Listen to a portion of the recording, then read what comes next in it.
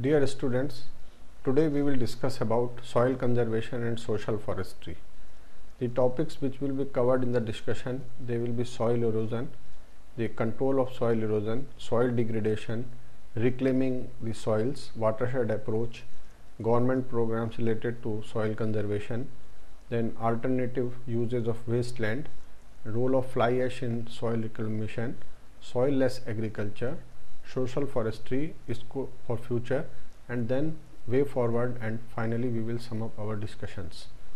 First thing is that soil is very important for any type of agriculture, that we have discussed from beginning, and when soil is very important, soil conservation is equally important.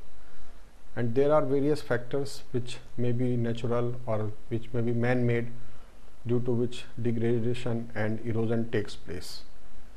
The process of soil erosion or degradation, it has a long-term effect on the water resources also, and the water management structures also, like our dams, barrages, canal, etc.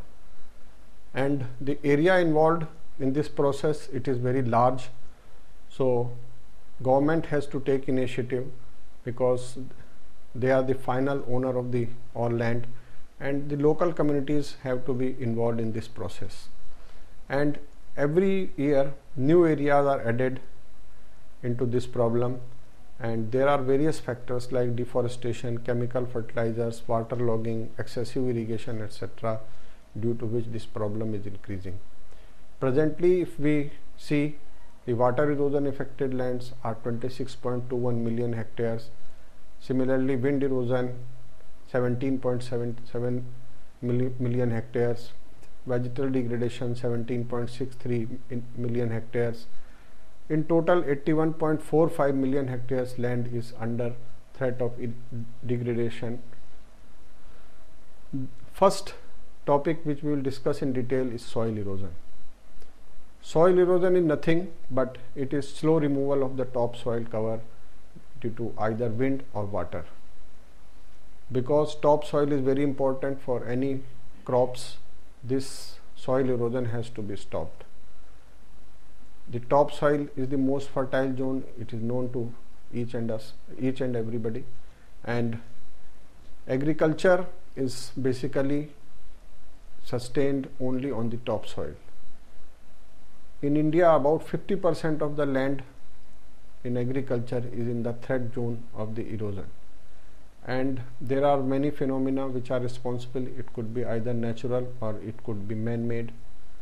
And we can control about 70 to 80% of the soil erosion.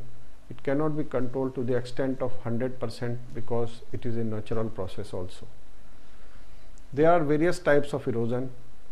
One is normal or geological erosion. This is a natural process and it takes place very slow. Hundreds of years are required for seeing any prominent change in the features of the earth which is affected by natural or geological erosion. There is an equilibrium between erosion and formation of soil, and fertile topsoil remains there, and depth is also maintained, physical qualities are also not altered, and there is no disturbance to the overall productivity of the soil. Then, out of the various regions, one of the important region is wind erosion. And wind erosion takes place generally in the areas which are arid or semi-arid because of the less vegetation. Velocity of wind is high in these areas. The dry soil on the surface are blown off as the dust storms. Dry soil, because it is light in weight, it is very much susceptible to the erosion.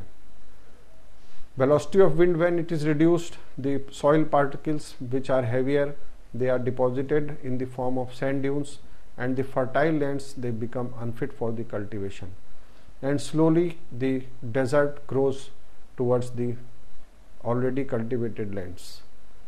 The fertile soil is blown away by winds to other areas, and the subsoil is exposed. As a result of this, productivity of the soil is reduced slowly.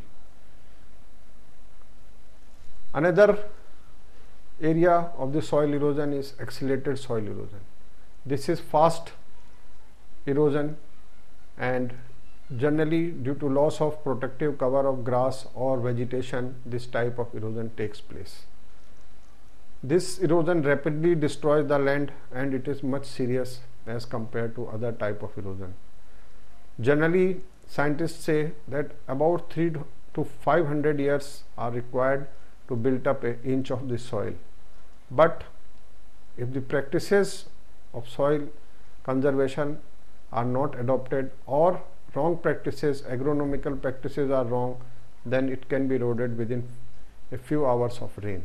So this is the serious loss. The water is very essential for agriculture, but water can also cause a lot of damage to the soil if the soil structure is not conserved or we don't take the steps for reducing the erosion. The three forms of erosion are sheet erosion, rill erosion and gully erosion. And the phenomena could be natural or it could be man-made, it could be slow or it could be rapid. You can see the formation of rills on the ground in the pictures. Similarly, the effect of water erosion. The first or basic type of erosion by water is sheet erosion. This is a slow acting process and slowly a thin covering of the soil is removed from large areas and year after year this is done. This type of erosion is very slow but it is harmful in long run, and farmers or users, they are not very much concerned because ill effects are very long term and they neglect and the deterioration takes place very slow. Generally, if we see the streams and find that muddy color water is coming and turbidity is very high, then we can say that such type of erosion is taking place in the area. Another erosion is rill and gully erosion. Rill erosion is development of small tiny groups in the field due to flow of the rainwater, and the soil flows with the rain year after year with every rain. Next is gully erosion. If we do not take care of the rill erosion, and the rills will be deeper and deeper year after year and they will form the channels, and this is called gully erosion. Gullies are the visible evidence of flow of topsoil. You can see by naked eye how the topsoil is being removed slowly, and they tend to be deepen year after year, and with each and every heavy rainfall the gullies are deep. Large fields are divided into smaller fragments due to gully erosion, and the erosion finally makes the land unfit for cultivation. There are various factors which affect the erosion. Basic factor is loss of vegetative cover. Another factor is loss of grass cover, reduction of organic matter, because reduction of organic matter makes the soil very light, overgrazing by cattle, increased human activities, then the nature or geology of the soil, slope of the land. Slope of land is very important because the velocity of water is dependent on the slope of land. Then farming practices adopted by people, and finally leaf burning. They are all factors which are responsible for the soil erosion. You can see the effect of loss of vegetation on the picture. We have discussed about erosion. Now we will discuss about control of erosion. First thing is grass waterway. Grass waterway is a constructed channel, and they are constructed for the purpose of safe disposal of the runoff whenever a rain is there, and it protects the land against formation of rills and gullies. Under this, a waterway is constructed according to the design, and vegetative cover is provided to protect the channel against erosion because of the high flow. Vegetative cover could be grass or any other suitable plant species, and generally we grow the species which will give the forage yield also. Then another thing is gully plugging. Erosion and deepening of gully beds can be prevented with the gully plugs. Gully plugs protect the gully beds by reducing the speed of runoff water. As we know, the more the speed, there will be more erosion of the soil. And if we reduce the speed, there will be increased percolation, and it will encourage silting and improve the soil moisture for establishing a plant cover. The gully plugs of various materials are used, such as brushwood, live hedges, earth, sandbags, brick masonry and boulders. The size and material of the gully plugs depend on the width, length and the bed slope of the gully and expected runoff in the area. All types of gully plugs are effective either in retaining or retarding the runoff. Earth, which is locally available, is the cheapest and most readily available material for us, and it is economical to construct earthen gully plugs wherever possible. But in some places the earth is not suitable for this purpose. In this case, we use boulders for gully plugging. Geotextiles are also used if they are if they have been fabricated with eco-friendly material like jute, then they will not also cause any pollution in the area, in the soil. Brushwood is generally available, but there could be shortage of the wooden posts, so if it is available, it can also be used. But the wooden gully plugs will not be able to survive the attack of white ants, and it will prove costly. And for the consideration of short life and high cost, the sandbag gully plugs are not recommended. Gully plugs of brick masonry are constructed at the meeting point of all gully branches of a compound gully. Reclamation of gullies for cultivation. This is another important thing.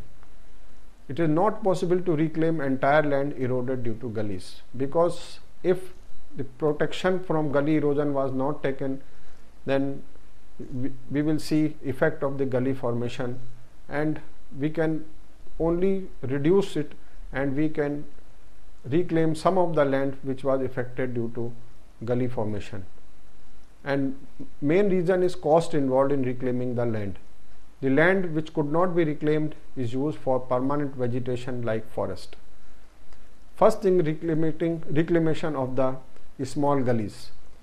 Small gullies are reclaimed by clearing minor leveling with the bulldozers or other earth moving equipments. Diversion cum check bunds of 1 to 2 square meter cross section spaced at interval of 30 to 45 meter, they are constructed. Grass ramps are provided for disposal of excess runoff at the end of bunds near the gully sides. Another thing is reclamation of medium gullies. Clearing and leveling of the bed is first step. Then series of composite earth and brick masonry check dams are constructed, and these dams, they will stop the flow of water for a while and reduce the speed of the water also. Vertical interval of 1 to 1.5 meter is maintained. For horizontal interval 120 meter on 1% slope of gully bed is maintained. Terracing of side slope is also done. The terrace faces, grassed outlets and earthen check dams are stabilized to prevent erosion. Sodding or growing suitable grasses is followed by the stabilizing. The root system of the grass is very good for keeping the soil intact. Then we follow some engineering methods. The main objective of the engineering methods for controlling erosion are increasing time of concentration by intercepting runoff and thereby providing conditions for infiltration of water. Then dividing a long slope into several small slopes to reduce the velocity of the runoff and preventing erosion. The various methods adopted under engineering methods are: first is subsoiling. Subsoiler is used for breaking the hard and impermeable subsoil, and it results in conserving more rainwater by improving the physical conditions of the soil. Another method is contour bunding. Contour bunding means making comparatively narrow embankment at interval across the slope of the land on a level along the contour. It is an important measure. It conserves soil and water in arid and semi-arid areas. It is commonly adopted on agricultural land up to a slope of 6%. So if slope is more than 6%, this method is not suitable. Another thing is graded bunding or channel terraces. Graded bunding is being used in the areas where rainfall is more than 80 centimeter per year. A broad-based graded terrace is a wide, low embankment constructed on the lower edge of the channel from which the soil is excavated. The channel is excavated at suitable intervals on a falling contour with a suitable longitudinal grade. You can see on the picture various terraces which are made for the purpose of farming. Then another method is bench terracing. This consists of a series of platforms having suitable vertical drops along with contours.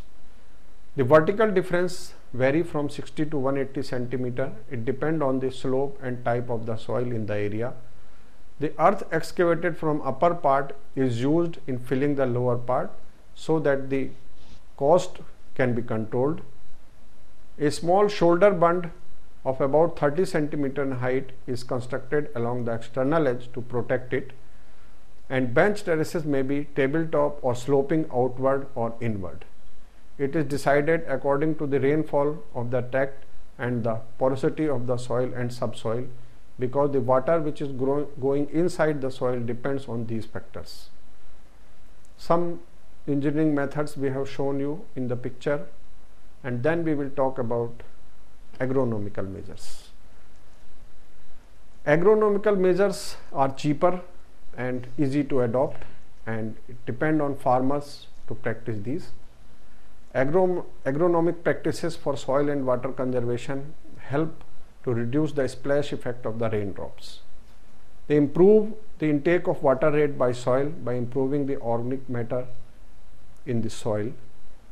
It will retard and reduce the overland runoff through the use of contour cultivation, mulching, dense growing crops, strip cropping and mixed cropping practices they are used.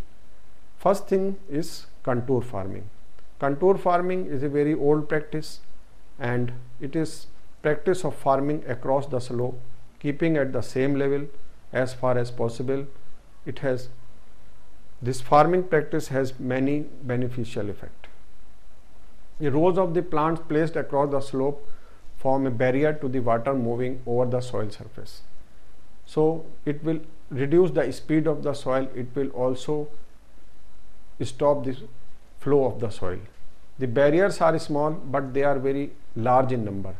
Its total effect is very great, and in reducing soil runoff, soil erosion and loss of plant nutrients.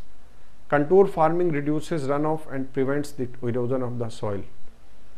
Much less farm power is required by man, animal or machines if the cultivation is done on contours, because in case of up and down slopes, all this will be wasted, and there will be much reduced wear and tear to the implements used in the farming practices. Mulching, as we know, it is used to prevent the soil from wind and water erosion. It is used for reducing evaporation and to increase the infiltration. It keeps down weeds to improve soil structure and results in increased crop yields. Interculture reduces weeds and produces soil mulch of 2 to 3 inch. It helps in reduction of evaporation from the topsoil.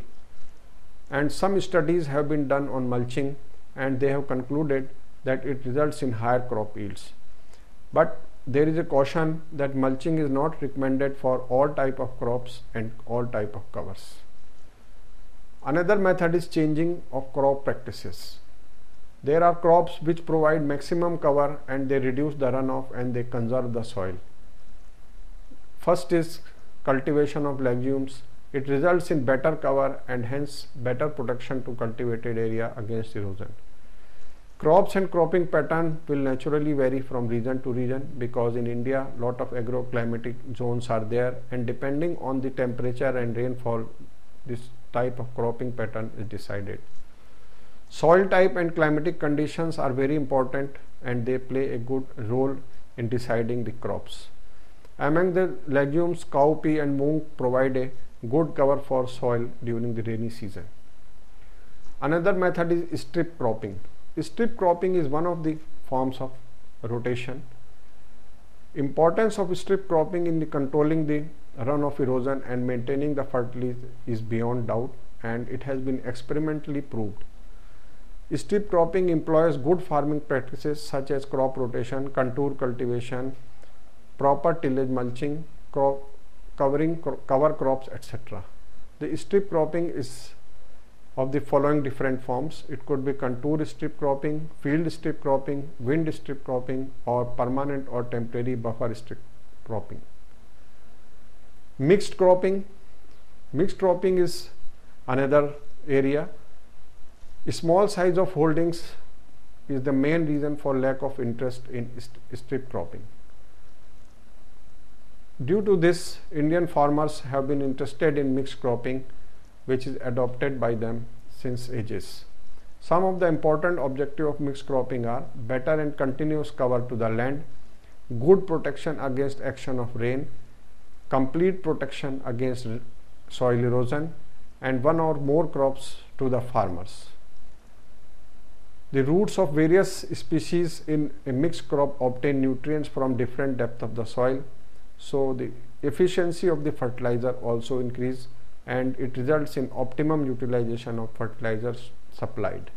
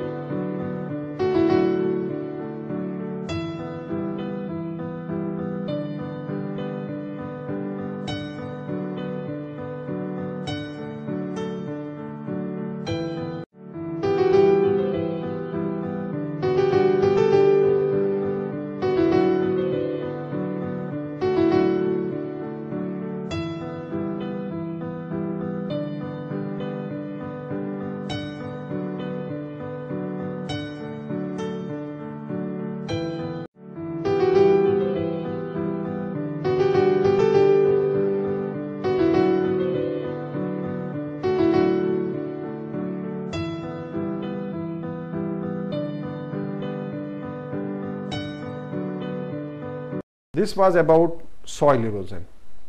Now we will discuss another topic, that is soil degradation. Degradation is another threat to soil apart from the erosion.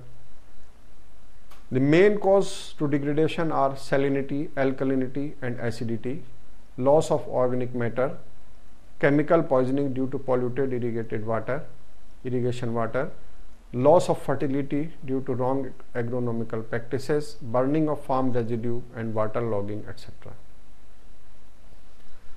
First is soil salinity and alkalinity. Soil salinity is a major threat to agriculture land in India. It is one of the main factors responsible for degradation of soil in some of the states. There are 7.61 million hectares of salt affected soils in India as per Ministry of Agriculture data.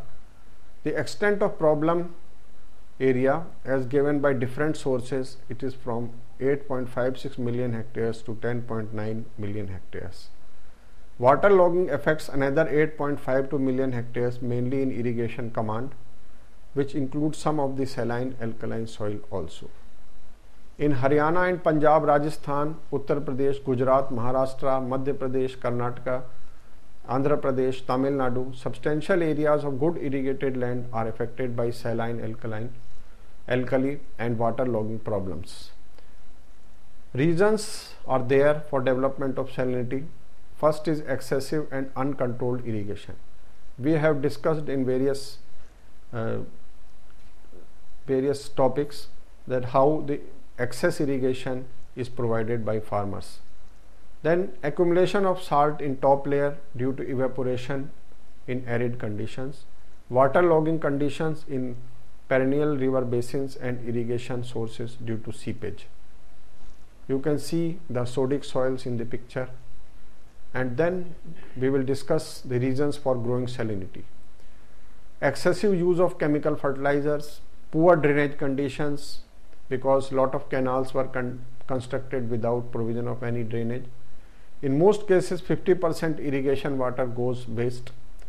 It seeps out of the unlined channels, ditches, runoff fields, or percolates into the soil and accumulates in the depressions. Water dissolves salts present in the rocks and soil and carries them to the surface of soil. Water molecules evaporate whenever heat conditions are there, and the salts are left to accumulate near the surface. The excess salts will lead to alkali problems. And when we talk about solutions, one is drainage of irrigation water. Soil salinity has become a serious problem, reducing crop productivity or making the soils unfit for cultivation. Unscientific irrigation has endangered many environmental conditions and human health. The government and farmers have realized the seriousness of the problem, and in the absence of adequate drainage provisions and introduction of new irrigation projects and also the faulty water management on the farms, additional areas are turning into salty each and every year. Soils of this type can be identified by presence of a white crust on the top surface, and the plant growth will be poor.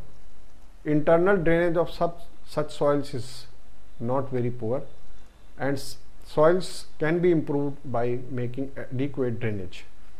Drainage is difficult when soil is waterlogged. Aeration will be a limiting factor and microbial activities will be reduced. Removal of excess water from such waterlogged soil areas is essential.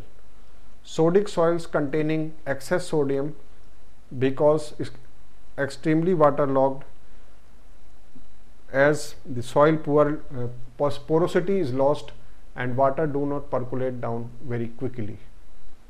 In case of excess sodium contents of the soil, it has to be treated with soil additives such as gypsum, sulfur, etc. and then the salts have to be drained. Basic requirement is provision of adequate and appropriate drainage system. Black soils are worst affected as they have poor drainage due to high clay content. Harmful effects of saline water irrigation are mainly associated with accumulation of salt in the soil. Reduced availability of water to plants, delayed germination and slow growth rate are commonly seen in this type of soils.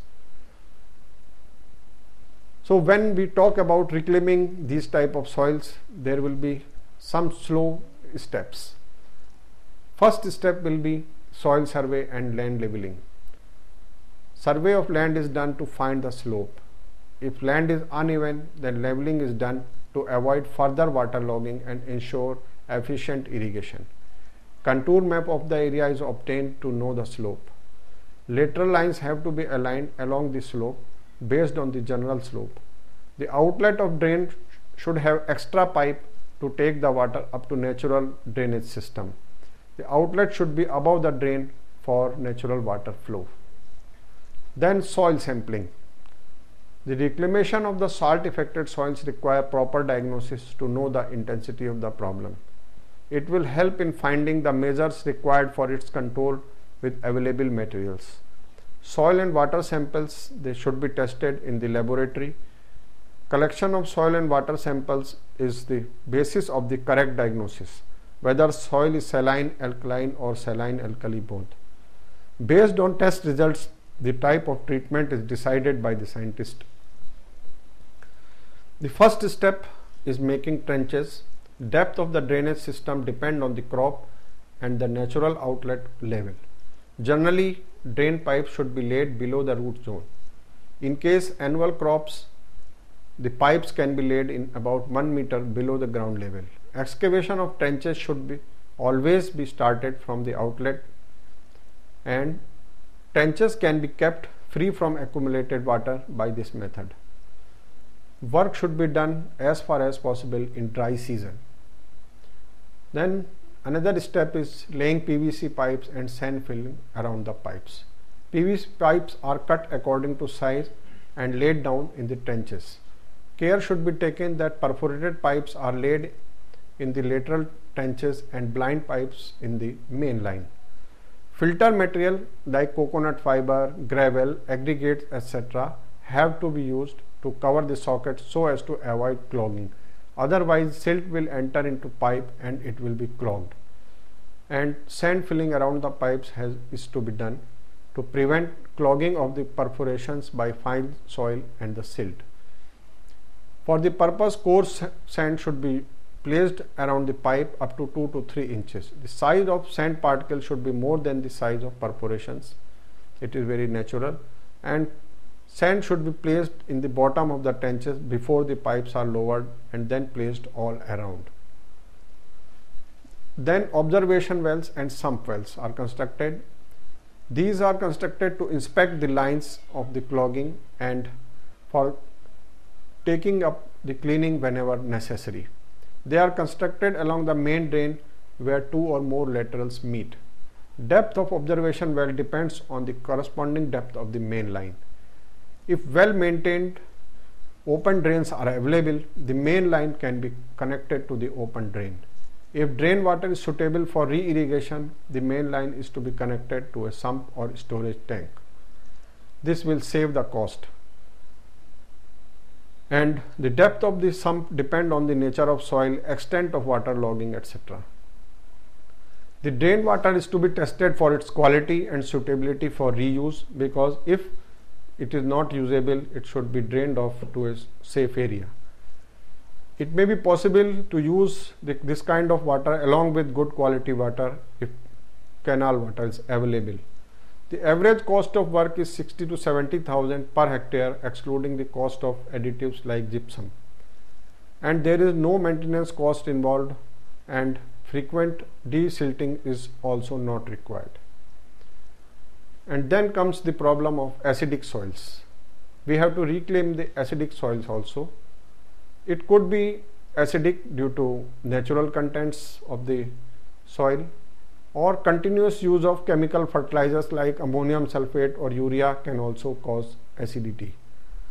Disposal of certain agriculture waste products also make the soil acidic. The acidic soil can be reclaimed by using various basic materials like limestone, burnt lime, hydrated lime, etc. The quantity to be added in the soil is decided on the basis of laboratory test of the soil. Then we have another problem, that is the reclaiming of the soils with reduced organic matter. Loss of organic matter is mainly due to improper use of the farm nutrients. If more chemical fertilizers are used, then slowly the organic matter in the soil is reduced and the activity of microorganisms is reduced. We also find that water retention capacity of such soils is low. Continuous cropping with inorganic fertilizers is main reason behind this problem. Addition of farmyard manure, compost, green manure and farm residue regularly can solve this problem without much of the expenditure. We have discussed this thing in detail in organic farming. Then another thing is reclaiming the chemically polluted soils. Such soils are generally found near the cities. There are methods like organic farming, conservation agriculture, etc., which can be used for reclaiming such type of soils. For this, sorting out this problem, first we have to find out the source of chemical which is mixed with the soil. It may be irrigation water from deep aquifers or a nala where the industrial waste is discharged. The source should be changed immediately, and top layer where high chemical concentration is there, it should be removed. And residue soils may be drained if chemical is present there, and then it should be exposed to sun so that something harmful can be evaporated, at high atmospheric temperature. Then there are soils where fertility has been lost due to wrong agronomical practices. The intensive cropping, monocropping, etc., they have resulted in this problem. The degradation in such soils is very slow and soil nutrients are used continuously without any replenishment. Crop rotation, multi-cropping practices were followed by farmers before Green Revolution in India, and similar practices with proper soil testing will result in reversal of this type of degradation.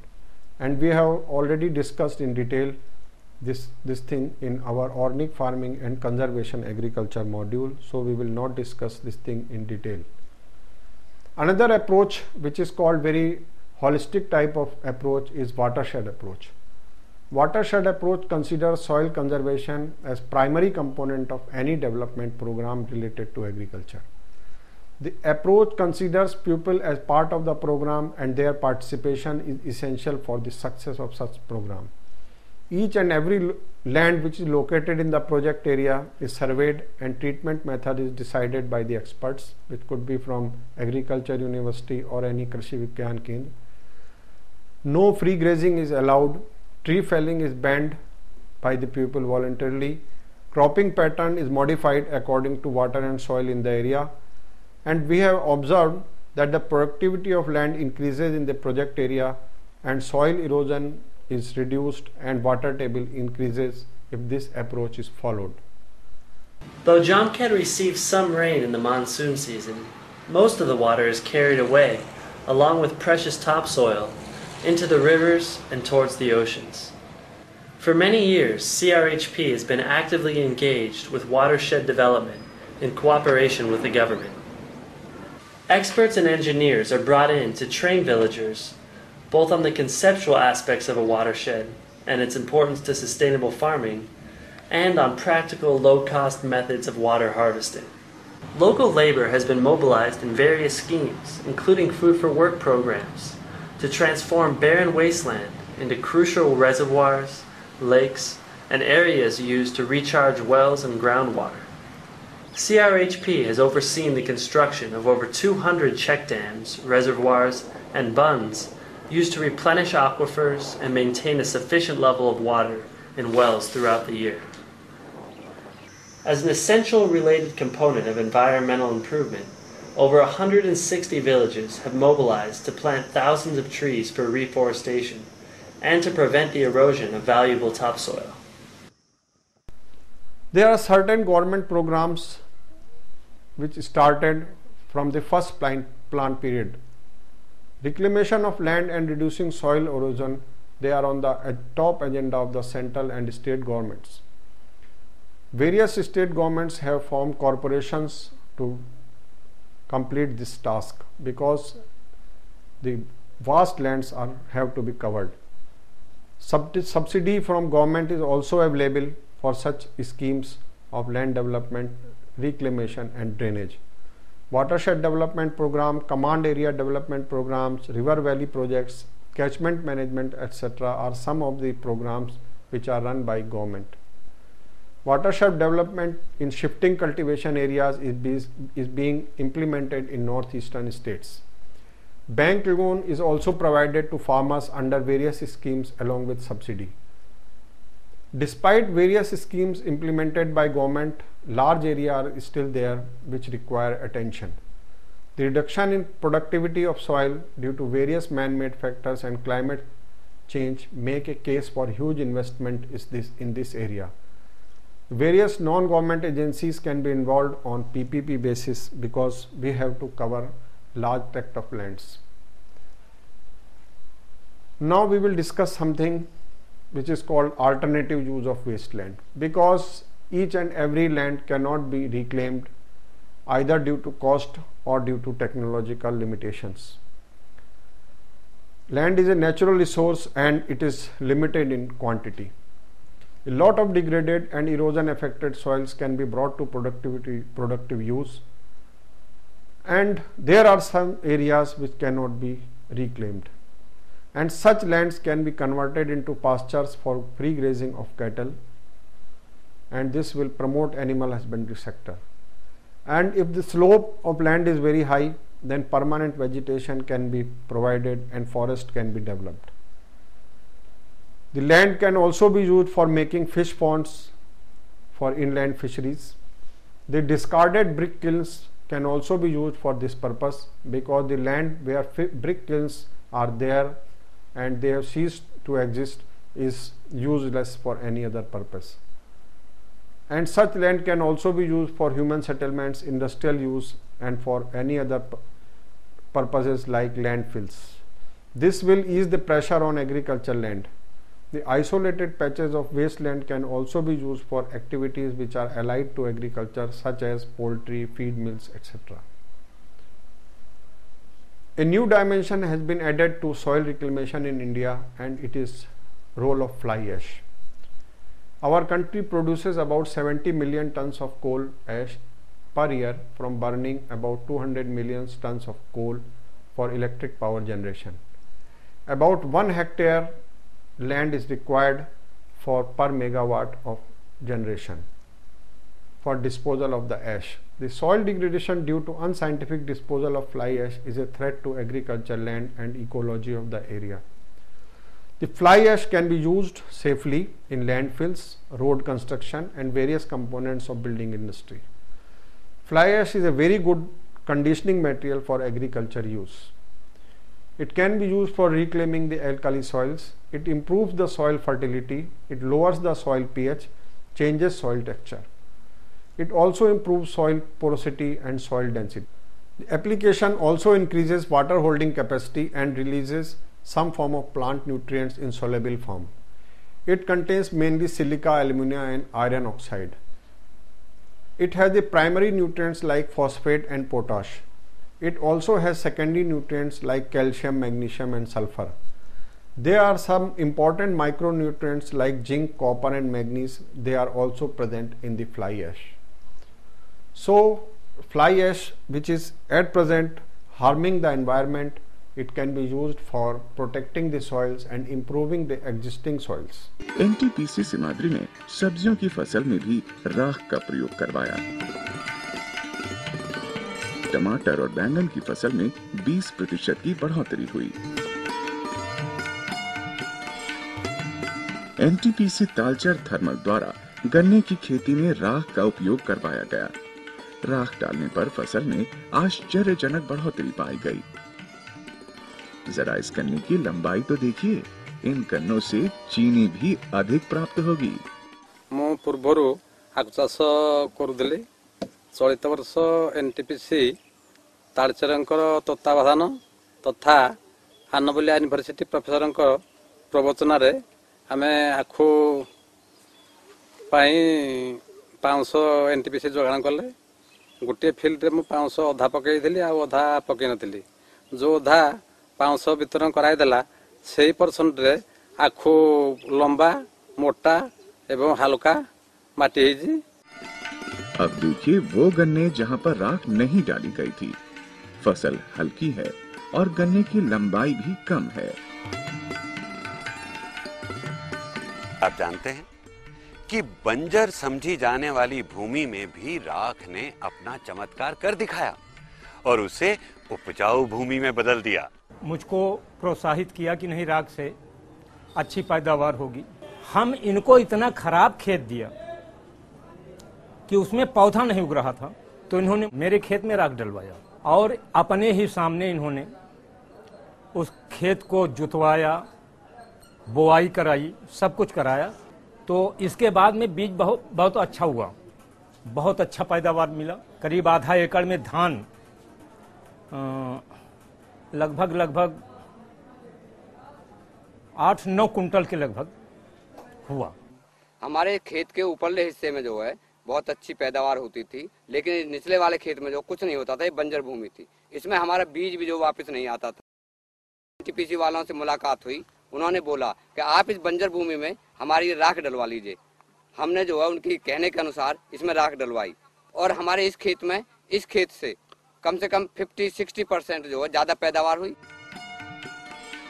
खेतों में राख डालने की वजह से मिट्टी की बनावट में सुधार होता है, मिट्टी की पारगम्यता स्थिति में सुधार होता है, मिट्टी की पोरोसिटी और जल धारण क्षमता अनुकूल होती है, मिट्टी की पीएच वैल्यू अनुकूल होती है, मिट्टी का घनत्व कम होता है, भूमि में जल एवं वायु संचरण में सुधार होता है, भूमि की ऊपरी सतह पर पपड़ी गठन कम होता है, लोहा, जिंक, कॉपर, मैंगनीज, मोलिब्डेनम आदि सूक्ष्म पोषक तत्वों की पूर्ति होती है, पोटेशियम, फास्फोरस, कैल्शियम, मैग्नीशियम तथा सल्फर आदि पोषक तत्वों की पूर्ति होती है।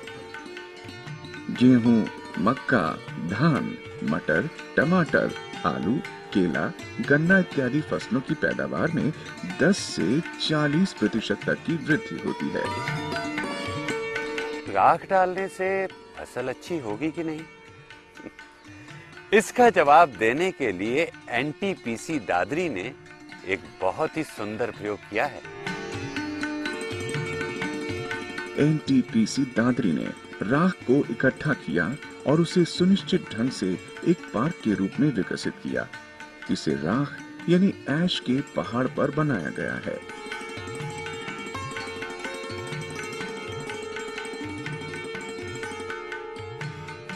चारों ओर प्रकृति की खूबसूरत छटा है।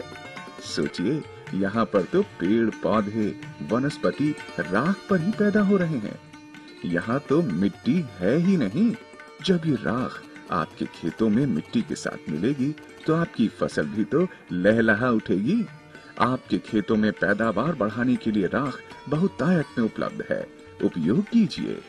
थर्मल पावर प्लांट्स जो बहुत सारे हमारे देश में चल रहे हैं, उनसे फ्लाई ऐश निकलता है।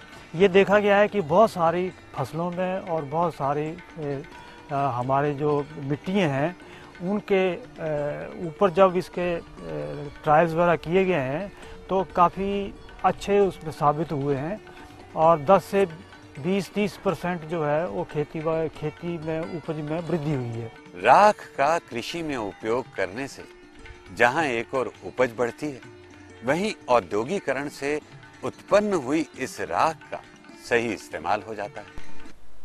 Another thing when we discuss about soil is the soil-less agriculture, because there is increasing pressure on land and non-agriculture use is increasing and it is resulting in reduction of the cultivable land.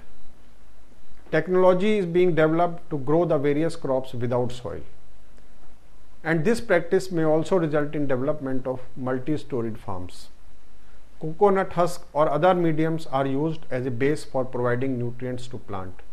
This technology also saves amount of water required for crops, and required nutrients for plant growth are dissolved in water and they are provided to plants. Hydroponics and aeroponics are also considered as part of soil-less agriculture. There are some advantages that no soil is required, the water remains in the system and it can be recycled, resulting in low water cost. Control of nutrition level results in lower nutrition cost. No pollutants are released. Yields are stable and high, and pest and disease control is very easy. There are some popular mediums like expanded clay, rock wool, coir, sand gravel, wood fiber, etc., which are economical mediums. There are some nutrient solutions. It could be inorganic and in ionic forms. Primary among the dissolved cations are calcium, magnesium and potassium. Important nutrients and ions in nutrition solutions are nitrate, sulfate and dihydrogen phosphate. The various micronutrients are added to solution to supply essential elements such as iron, manganese, copper, zinc, boron, chlorine and nickel, etc. The soil-less agriculture is being done on commercial scale in Europe and USA. The produce is generally pesticide free, and it is also possible to grow designer vegetables having concentration of one or more nutrients as required by the purchasers.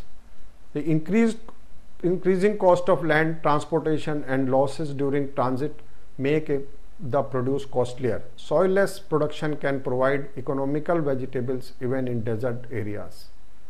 Hi everybody, this is week 9 of the Urban on December 21st, 2010. It's been raining here, so the greenhouse is covered with condensation, but all the plants are doing really fantastic inside. Here's a look at the inside of the urban food farm. The total growing space is 144 feet. You can see how healthy and green everything is. We're all pleasantly surprised by these results, seeing that this is all happening in the month of December. Everything is producing at a rapid rate and is very green and healthy. Here are some chives and basil, mint, and in the center the cucumbers, the tomatoes. The zucchinis are all flowering. There's one in the back also coming up that has like an open flower. It's so pretty. There we go. Here's the right side of the greenhouse. The second level with the lettuce and the celery. That's also been growing at a pretty rapid rate. Here are the microgreens that are recovering very well from our harvesting. We haven't been harvesting them too much, but the patches are recovering well. And the strawberries in bloom and producing fruit. Last but not least, here are the tomatoes. I can't wait to eat those, they look so good. But also note that there's extra space down here for rotation to plant new tomatoes when those grow all. This is the area where a lot of research is required in our country also. And next comes the social forestry. Because forestry and agriculture go hand in hand, the National Commission on Agriculture, Government of India, first used the term social forestry in 1976. The aim was taking the pressure off the land of the forest and making the use of all unused and fallow land. Government forest areas that are close to inhabited areas and have been degraded needed to be afforested. Trees were to be planted in and around agriculture fields. Plantation of trees along with railway lines, roadsides and river and canals banks were carried out. Trees were planted in village common land, waste land and panchayat land. Social forestry also include raising plantation by public so as to meet the demand for timber, fuel, wood, fodder, etc. It reduces the pressure on traditional or reserve forest area. Traditionally, the concept of village forest to meet the needs of the rural people existed in India in various parts. An introduction of the scheme has accorded government's recognition to communities' right to the forest resources. And our government is now encouraging participation of rural people in management of the natural resources. Social forestry schemes ensure community participation for afforestation and rehabilitating the degraded forest on the common land. The need for a social forestry was felt as India has a high rural population that uses fuel wood and biomass for cooking and other purposes. Demand for fuel wood is not likely to come down, but the area under forest will reduce slowly. Social forestry schemes can be divided in 4 parts. First is farm forestry, community forestry, extension forestry and agroforestry. Commercial and non-commercial farm forestry is being promoted as part of social forestry. Farmers are being encouraged to plant trees on their farms to meet the need of family. Tradition of growing trees on boundary of the farm already existed in many parts of our country. Non-commercial farm forestry is important part of most of the social forestry projects. Farmers generally grow trees for fuel, structural wood, but they are also growing trees without any economic motive because of the traditions. They may do it for providing shade for the agricultural crops, as wind shelter, soil conservation or use of the non-productive wasteland. Then comes the community forestry. Planting trees on the community land is taken up under the social forestry program. This program aims to provide community and for community and not for the individuals. Government provides seedings, fertilizers, and the community takes responsibility of protecting the trees. By this, government is relieved from the responsibility of employing forest guards or other employees for protection of the forest. The communities manage the plantations and they do it for their own benefit, and the village continues to benefit for long. In some cases, the people took advantage and sold the timber for short-term profits. So it was misused also. Large-scale plantation of eucalyptus and babool has taken place in India in last 25 years in this community forestry. So it depending on the communities, the forest of this type can be saved or can be destroyed. Then comes the extension forestry. Planting of trees on sides of roads, canals and railways along with the planting on the wasteland is considered as extension forestry. It helps in increasing the boundaries of forests without including more areas to the forest land. The schemes for afforestation degraded government forests that are close to village are being carried out all over the country. It results in productive use of non-productive land, and it also saves the land from encroachment because the otherwise open land is susceptible to encroachment. Focus has shifted from eucalyptus due to high water requirement. And agroforestry is finally, it is planting of trees on and around agriculture boundaries and the marginal private lands in combination with agriculture crops is known as agroforestry. Mainly poplar, sesame, babool, etc. are grown, and social forestry schemes have been started all over the country. They have made a considerable difference in overall forest cover in short time. Now we will discuss the scope for this activity in future. Energy plantations can be taken up under social forestry programs to reduce consumption of fossil fuels. Social forestry helps in soil conservation and works as a barrier to desertification. Cottage industry based on social forestry produce can be developed. Urban and recreational forestry can take place under the social forestry programs. Tribal development programs can be linked with the social forestry programs incorporating income generating activities. So we can think about the importance of social forestry, and without adding land to the reserve forest, how we can increase the forest cover. The data on soil erosion and degradation shows the extent of problem in India. We discussed it in the beginning. The food security issue is there, and it is directly related to availability of suitable land for cultivation. There is stagnation in food production, and it makes a case for quick action in programs so that the soil erosion and soil reclamation programs can take place at a fast rate. Since the problem is related to millions of hectares of land, we have to spend some money on R&D so that cost is reduced. Demand for land is increasing day by day for lot of purpose, and we cannot ignore it. Industrialization is also necessary, so soil conservation is to be taken on priority. We will sum up our discussion now. We discussed about various issues related to soil conservation and reclamation.